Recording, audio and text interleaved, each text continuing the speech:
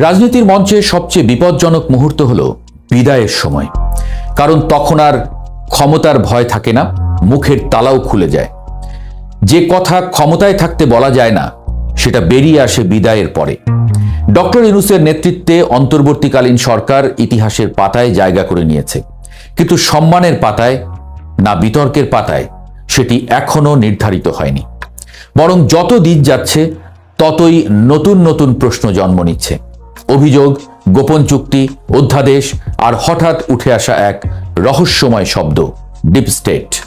মনে হচ্ছে আমরা এতদিন সরকার দেখেছি, কিন্তু গল্পের অদৃশ্য চরিত্রগুলোকে দেখিনি। এখন প্রশ্ন, কার নাচের পুতুল ছিলেন ডক্টর ইউনূস? অন্তর্বর্তী সরকার বিদায় নিয়েছে, তাও মাস পেরিয়ে গেছে, কিন্তু বিতর্ক যেন বিদায়ের কাগজে সই করতে রাজি নয়। ১.৫ বছরের একটি সরকার এত সমালোচিত হবে, বাংলাদেশের রাজনৈতিক ইতিহাসে এমন নজির খুঁজতে গেলে ইতিহাসবিদদের হয়তো আলাদা গবেষণা করতে হবে। কারণ সমালোচনা শুধু বিরোধী রাজনীতির ভাষায় সীমাবদ্ধ ছিল না। অভিযোগ উঠেছে প্রশাসনের ভেতর থেকে, সুশীল সমাজ থেকে, এমনকি সরকারের ঘনিষ্ঠদের মুখ থেকেও। সরকারের উপদেষ্টাদের বিরুদ্ধে দুর্নীতির অভিযোগ এমন পর্যায়ে পৌঁছেছে যে মানুষ আর ফিসফিস করে বলেনি, খোলাখুলিভাবে বলতে শুরু করেছিল। কে কতটা ক্ষমতার অপব্যবহার করেছেন সেটাই যেন রাজনৈতিক আলাপের নতুন বিষয় হয়ে দাঁড়ায়। প্রতিদিন অভিযোগের তালিকা লম্বা হয়েছে, আর সরকারের নৈতিক অবস্থান ছোট হয়েছে।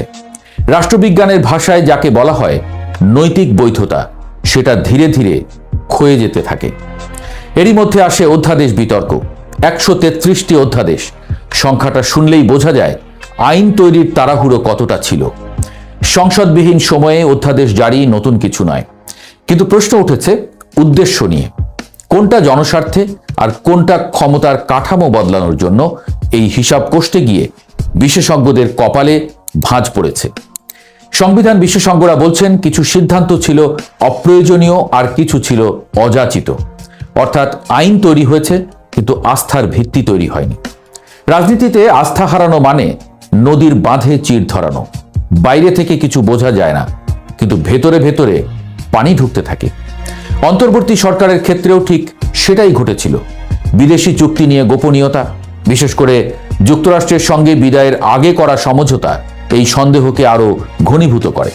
আশ্চর্যের বিষয় হলো, যারা একসময় সরকারের নীতিগত সমর্থক ছিলেন তারাই পরে প্রশ্ন তুলতে শুরু করেন। থিঙ্ক ট্যাঙ্কগুলো প্রকাশ্যে সমালোচনায় নামলে বোঝা যায় বাতাসের দিক বদলাচ্ছে। ঠিক তখনই এবার স্বাধীনতা দিবসে এক রাজনৈতিক বিস্ফোরণ ঘটে। সাবেক ছাত্র উপদেষ্টা আসিফ মাহমুদ সজীব ভুঁইয়ার বক্তব্য যেন শান্ত পানিতে নিক্ষিপ্ত পাথর, তরঙ্গ ছড়িয়ে পড়ে সারা দেশে। তিনি দাবি করেন সরকারের শুরুতেই শক্তিশালী এক ডিপ স্টেট অন্তর্বর্তী সরকারকে দীর্ঘদিন ক্ষমতায় রাখার প্রস্তাব দিয়েছিল।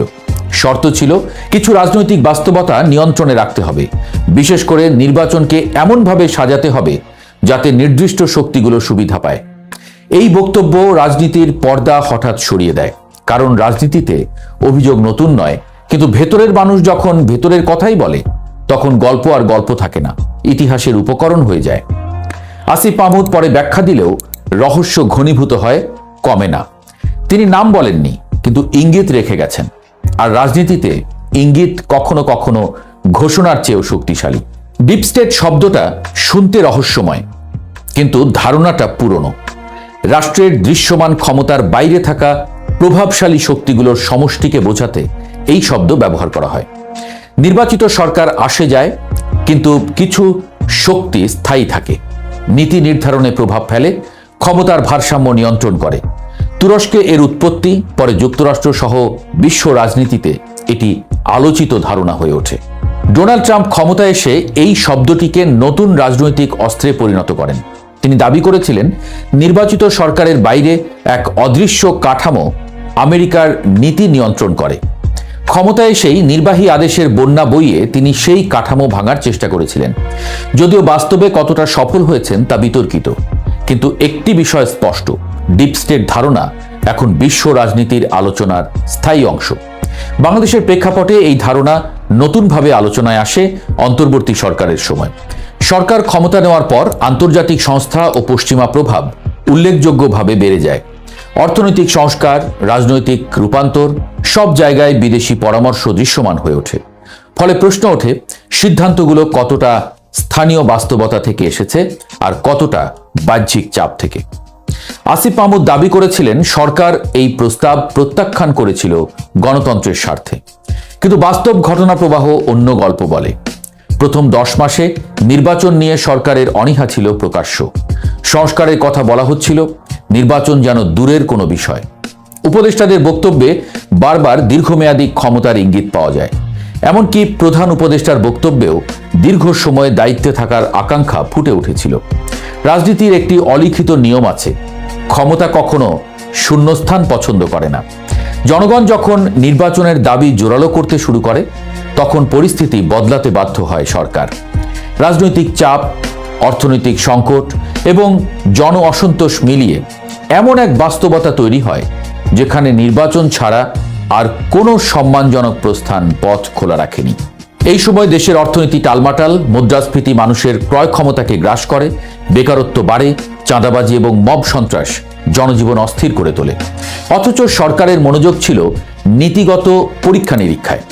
জনগণের দৃষ্টিতে এটি হয়ে ওঠে বাস্তবতা থেকে বিচ্ছিন্ন এক প্রশাসন, যেখানে নীতির ভাষা ছিল কিন্তু মানুষের স্বস্তি ছিল না। ধীরে ধীরে অভিযোগ উঠতে থাকে, সরকারের ভেতরেই একটি শক্তিশালী অংশ নির্বাচন বিলম্বিত করতে চাইছিল। নানা কৌশল, রাজনৈতিক উত্তেজনা, সামাজিক অস্থিরতা সবকিছুকে ব্যবহার করা হচ্ছিল সময় বাড়ানোর হাতিয়ার হিসেবে। অভিযোগগুলো অস্বীকার করা যায়নি, প্রতিবাদও খুব একটা শোনা যায়নি। নীরবতা কখনো কখনো স্বীকারোক্তির মতো শোনায়। এ সময় সরকারের কিছু সিদ্ধান্ত আরও বিতর্ক বাড়ায়। আঞ্চলিক নিরাপত্তা ইস্যু, বন্দর ব্যবস্থাপনা, অর্থনৈতিক সংস্কার, আন্তর্জাতিক চুক্তি সবকিছু মিলিয়ে একটি ধারণা তৈরি হয় যে রাষ্ট্রীয় অগ্রাধিকারের চেয়ে অন্য কোনো এজেন্ডা বেশি গুরুত্ব পাচ্ছে। জনগণের চোখে তখন সরকার আর নিরপেক্ষ মধ্যস্থতাকারী নয়, বরং কোনো বৃহত্তর খেলায় অংশগ্রহণকারী। এই জায়গায় এসে প্রশ্নটা সবচেয়ে কঠিন হয়ে দাঁড়ায়, ডক্টর ইউনূস কি সত্যিই সিদ্ধান্তের কেন্দ্রে ছিলেন, নাকি বৃহত্তর শক্তির কৌশলে পরিচালিত এক প্রতীকী নেতৃত্ব? ইতিহাসে এমন উদাহরণ কিন্তু কম নয়, যেখানে ব্যক্তি বড় ছিল কিন্তু ক্ষমতার নিয়ন্ত্রণ ছিল অন্যত্র। মঞ্চে নায়ক দাঁড়িয়ে থাকেন কিন্তু নাটকের স্ক্রিপ্ট লেখা হয় পর্দার আড়ালে। বাংলার আরেকটি প্রবাদ আছে, নাচতে না জানলে উঠান বাঁকা। কিন্তু এখানে উল্টো প্রশ্ন উঠছে, উঠান কি সত্যিই বাঁকা ছিল, নাকি নাচের তালই অন্য কোথাও থেকে নির্ধারণ হচ্ছিল? অন্তর্বর্তী সরকারের কর্মকাণ্ড বিশ্লেষণ করলে মনে হয় সিদ্ধান্তগুলো অনেক সময় একই দিকে ঝুঁকেছে, যেদিকে আন্তর্জাতিক ও অদৃশ্য শক্তির স্বার্থ মিলেছে। তাই আজ সবচেয়ে বড় প্রয়োজন দোষারোপ নয়, সত্য অনুসন্ধান। কে কোথায় অর্থ পাচার করেছে, কে নির্বাচন প্রভাবিত করতে চেয়েছে, কারা ক্ষমতা দীর্ঘায়িত করতে চেয়েছিল, এই প্রশ্নগুলোর উত্তর বের হলে হয়তো ডিপ স্টেট রহস্যের জট খুলবে। গণতন্ত্র শুধু ভোটের মাধ্যমে টিকে থাকে না, সত্য উদ্ঘাটনের সাহসের উপরও দাঁড়িয়ে থাকে। শেষ পর্যন্ত ইতিহাসের আদালত খুব ধীর কিন্তু নির্মম। সময় সব পর্দা সরিয়ে দেয়, তখন ব্যক্তি নয়, সিদ্ধান্তই বিচার পায়। অন্তর্বর্তী সরকারের ঘটনা প্রবাহ আমাদের সেই পুরনো শিক্ষা আবার মনে করিয়ে দেয়। রাষ্ট্র পরিচালনা শুধু সৎ উদ্দেশ্যে হয় না, প্রয়োজন স্বচ্ছতা, জবাবদিহিতা এবং জনগণের আস্থা। কারণ জনগণ যখন বিশ্বাস হারায়, তখন ক্ষমতা থাকে কিন্তু বৈধতা থাকে না। আর বৈধতা ছাড়া ক্ষমতা ঠিক পুতুল নাচের মতো, নড়াচড়া আছে, প্রাণ নেই।